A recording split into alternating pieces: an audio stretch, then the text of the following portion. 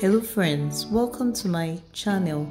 In today's video, I'll be showing you exactly how I made this lovely red velvet cupcakes, and the customer loved it so much. Everyone that had this cake came back for more.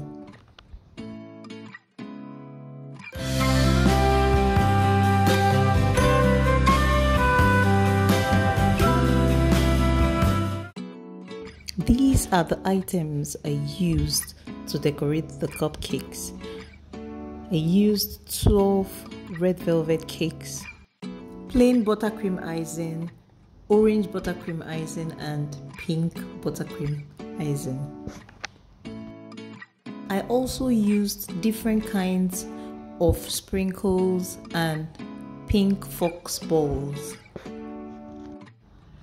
On this channel, I share videos on food, cakes, and business. Kindly subscribe to my channel, turn on your notification button so that when I post new videos like this, you'll be informed.